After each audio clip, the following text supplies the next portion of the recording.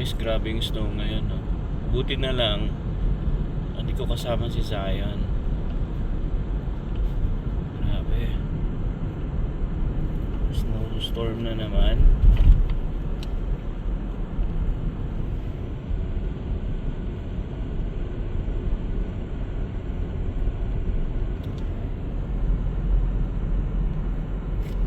Drive muna tayo, guys. Guys, malapit na tayo sa work ko. Grabe, ano, tingnan nyo. Ewan ko kung nakikita sa camera, no, pero grabe ang lakas sa snow. Tapos may kasama pang hangin.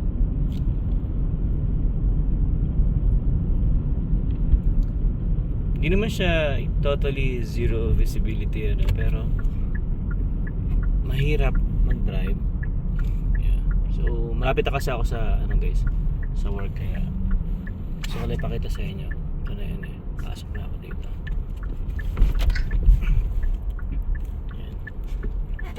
So, problema pag mga ganitong weather, no? Yun nga, yung mga ibang katrabaho natin, minsan hindi sila talaga nakakapasok. Kasi, ang lalayo din ng mga bahay ng ibang kasamahan ko.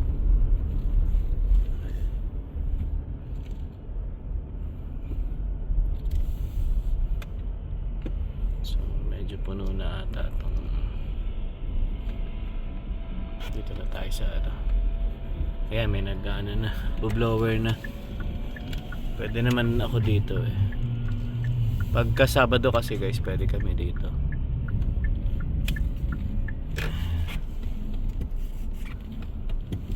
Pwede dito kasi wala naman ng mga pupuntang bisita or visitor. So yun yung mga katrabaho ko.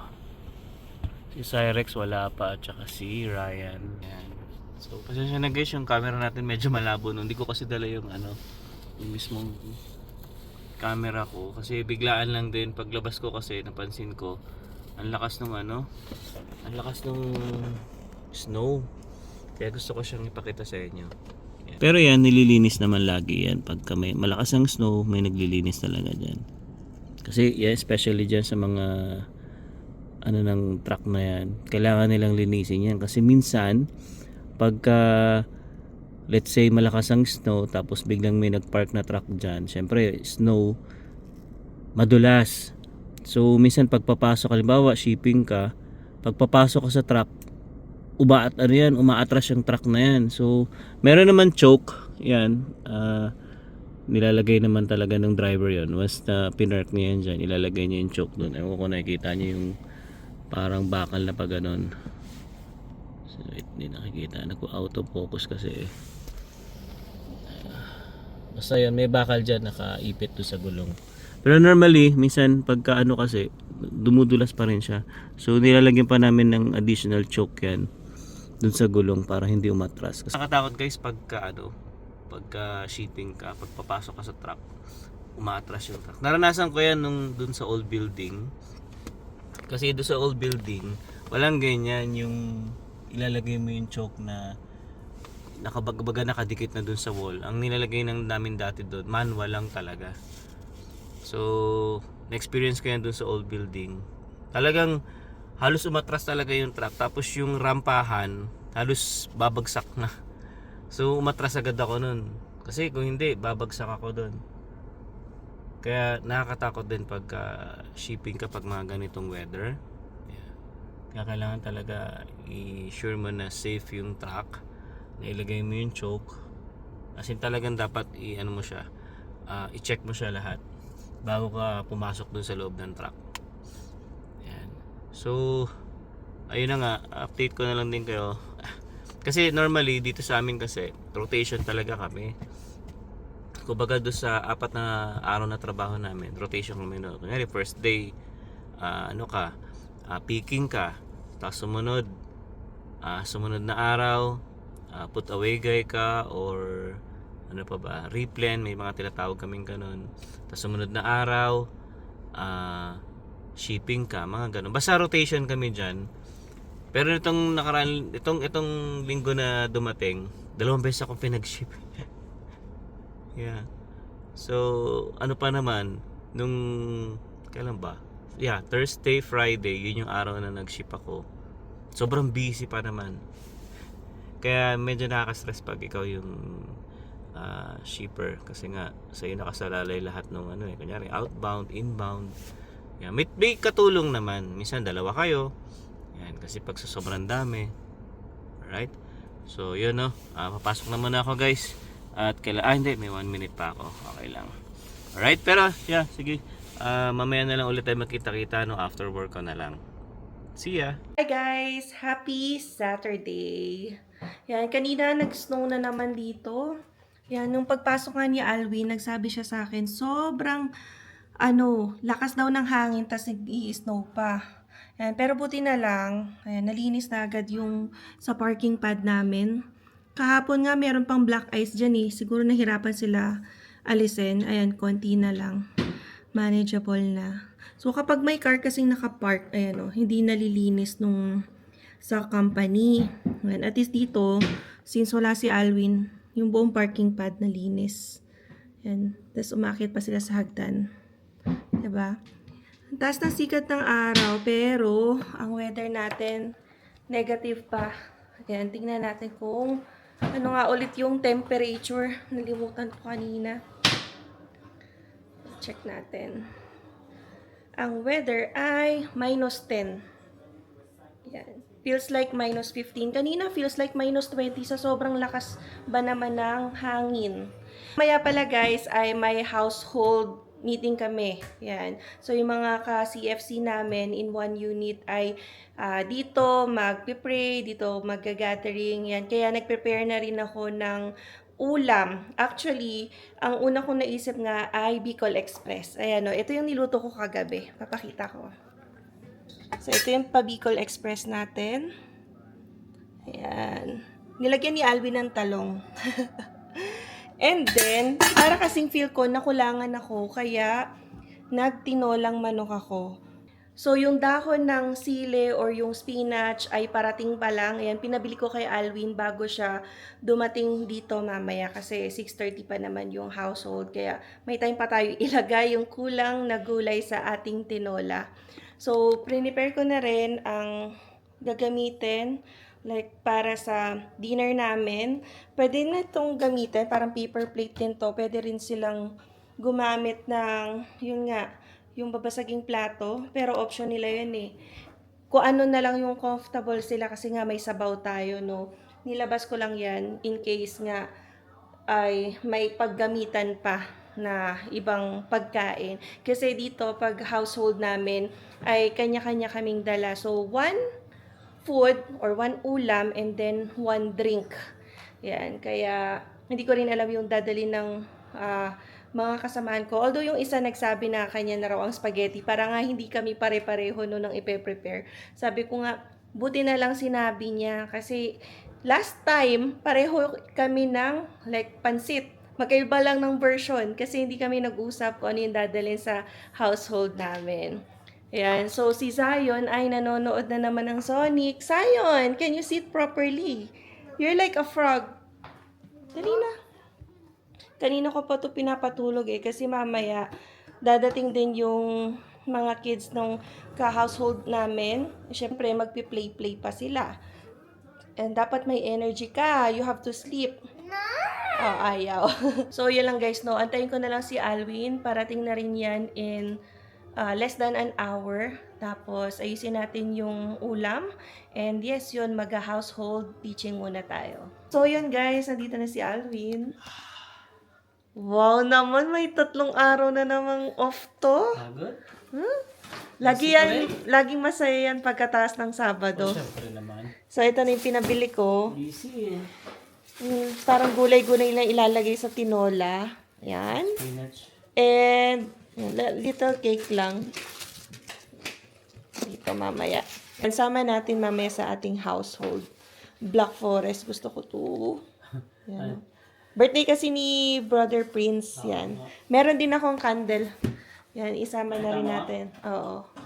So, nagluto na ako ng kanin. Yan. Nagsaing na ako dito. Kasi, since marami-rami kami, ilan bang couple yun? 2, 2, 4, 6, 8. 8 kami. Hindi kaya dun sa maliit naming Walo ba tayo? rice cooker. Sino ba pupunta? Baka sila si Sis Michelle at Pro Glenn din. Okay. Ayan, so mag-prepare na lang ako. Ito, dagdagan ko na lang ng gulay ang ating tinola. And tapos ito yung cake natin. So, hindi, nakalimutan ko na mag-vlog guys kanina. Kasi sobrang busy. Wait nga, ikot ko yung camera. Ayan, so sobrang busy. Nawala na sa isip ko. Nagbablog nga pala ako kanina, no, pagpasok ko. Ayan, so nakita nyo naman guys yung weather kanina, grabe. Kahit tinanong ko yung mga kasama ko, talagang sabi nila sobrang bad nga daw ng weather talaga. Pero Kasi, kumanda na, no? Maaraw ngayon. maaraw na. Pamala bukas yan, maganda na. Ayan, so, Nakita yeah, mo yung yung sa- experience ko kanina talaga parang, hindi naman siya zero visibility, sabi Pero ko nga kanina. foggy. Oo, na talaga, iba yung daan kanina. Yung Ontario din, nakita mo diba? Oh yeah, tsaka oo nga pala, shoutout kay kay Leo. Ayan, nakita ko yung nakita ko yung video, nag-upload kasi si si Abby. Ayan. So, yung difference nung nakaraang araw tsaka yung kanina. Ay, kung kanina yon. Siguro kanina nga. So, anyway, ayan, grabe yung snow. May mga, alam mo yun, huling bugso pa ng snow, Kasi paganda na tong weather eh. Kasi sabi nga ng mga kasama ko, mag-April na, dapat spring na. So, anyway. Ibitin mo muna itong tinola ko. Uy, baka mukhang ibang klaseng asawa ko nagluluto na guys ha. Ano yan ha? Huwag ka na mag-comment, tikman mo na lang. Malamig pa ito, iinit ko, Uy, tapos lalagyan ko na napakarami naman. gulay. Naglagay ka ng ginger ko na Hindi yung pa, binili ko? Yung ginger na actually yung inano ko. Wow. Sarap ah. Siyempre, daming Pwede, manok yan, madami-dami. Si Ronald din kasi dadating. Oh yeah, oo nga pala. From Edmonton, From so Edmonton. mag-overnight siya dito sa bahay. Yeah. Pero sabi ko nga, may household pa muna tayo. Okay lang yun. Doon lang siya sa taas muna. Pahinga. Ano siya? Manggagaling diretso? Edmonton, 4 daw siya babiyahe. Okay. May guest Nabiyahe tayo na yun. ngayon. Yeah. Kilala nyo naman guys si Ronald, galing Edmonton yan. Alright, so bis lang muna tayo guys at maliligo ako kasi nga syempre May household tayo. tayo. Alright. So, see you later.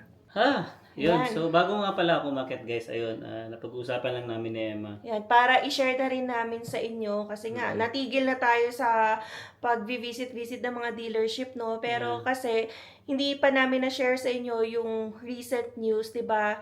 Na magkakaroon ng somehow pa-rebate ang government kapag bumili ka ng electric car. So, ang magiging rebate, yung parang pa-free ba ng government, bibigyan ka or babawasan yung price ng car ng $5,000.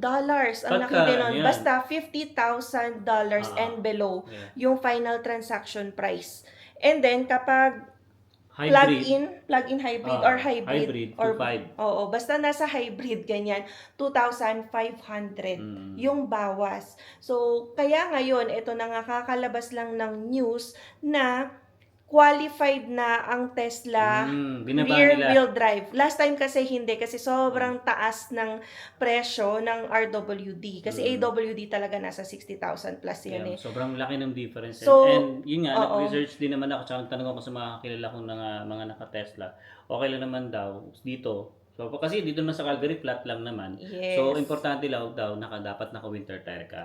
Yes. So yun guys, no, kapag interested kayo bumili ng Tesla ngayon, ayan, qualified na yung kanilang vehicle for $5,000 rebate. Yeah. So yung bigay or incentive ng federal government na to, it will decrease by years yung to come. So kunwari, 5,000 yung rebate ngayong taon, next year 4,000 na lang.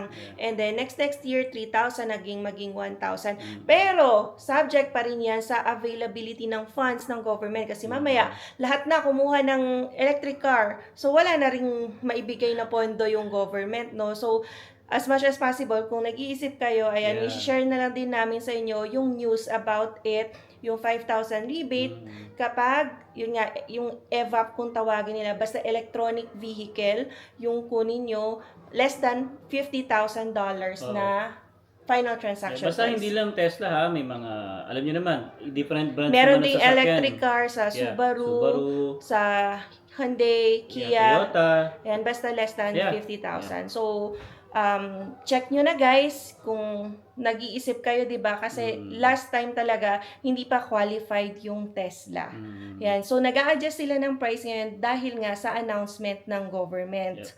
And with that, ayan, mapapa-demo drive na naman tayo susubukan natin bukas. later kasi ang na-try namin na i-demo drive ay All-wheel drive. all-wheel drive. So hindi natin alam ang feels ng rear-wheel drive. And I think si Boss Rice naka-rear wheel drive si Boss Velasquez ay naka-RWD kaya Nakachat ko nga siya tingnan minsan. natin kung okay ba siya. And nakapagtanong-tanong din kami ng kanyang feedback sa paggamit ng RWD. Pero syempre, ang may papayo niya talaga, use winter car. Syempre. Para maging effective kapag RWD. Yeah. Yan, yun lang naman, pa-demo-demo lang muna Demo tayo lang ngayon. And we'll see kung ano ba. Yan, ituloy natin ang ating mga car hunting vlogs. Yes, sir. Yan. So, ligo lang muna tayo, guys.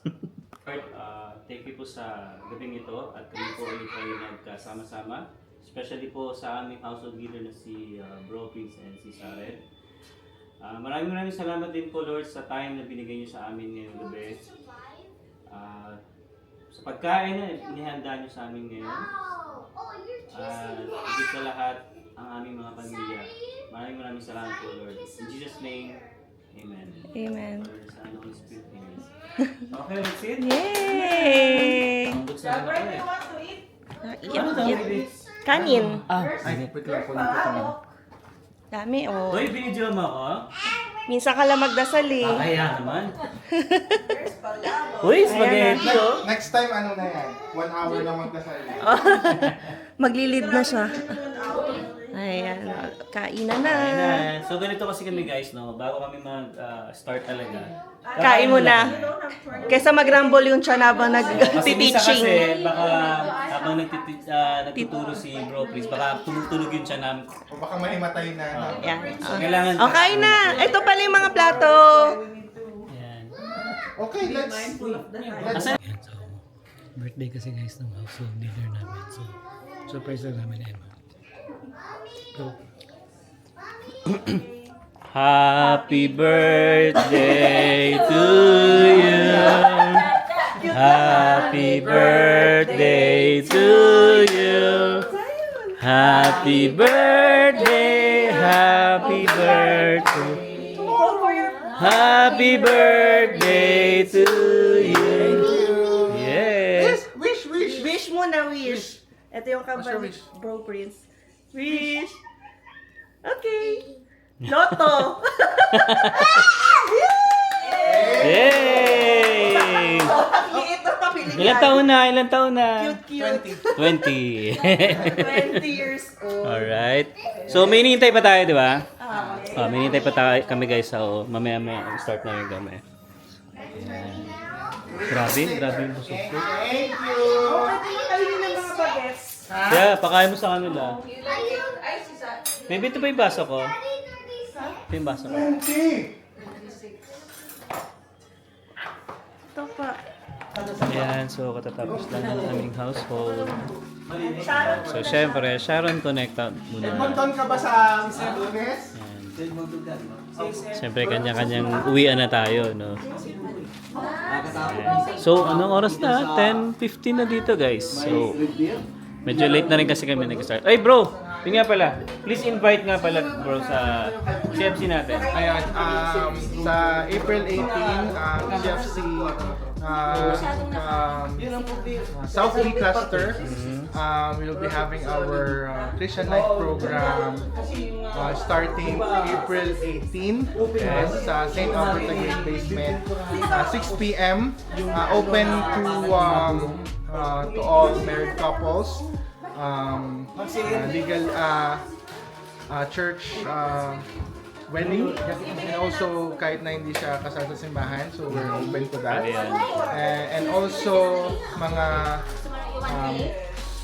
hold, Singles for Christ, Okay. and also hold yung mga walang asawa, yung mga nabalo, pwede siyang mag-join sa Christian Life Program, and then after makagraduate nila, they will have their own, like sa CFC, meron tayong hold, meron din tayong Singles for Christ, meron din tayong Kids for Christ, meron tayong Youth for Christ. So, ilang weeks yan, bro? Ano siya, Meron ba? 8 weeks. 8 weeks, So, okay. 8 weeks every Saturday. Yeah. Every weekend siya. So, it will run 8 weeks. And also, magkakaroon din siya ng Packet CLP, tinatawag na Packet CLP. Lahat ng mga hindi makaka-join ng weekend, so tatawagin siyang Packet CLP, gagawin siyang weekdays. Okay. So mag-i-start siya siguro 1 week or 2 weeks after ng regular school CLP. Alright, so yun So guys. see you there po. Yeah. Thank Thank you. Pwede siyang household leader na to. Hindi mo na. Ayan. O yung balot. Ay, thank you. Ay, sige sis. Ingat po kayo, ingat. Ay, 25 minutes. Oo, papakuluan mo pa yun ha. Naman 5 minutes. Bro, salamat ha. Ingat kayo, ingat. Ingat.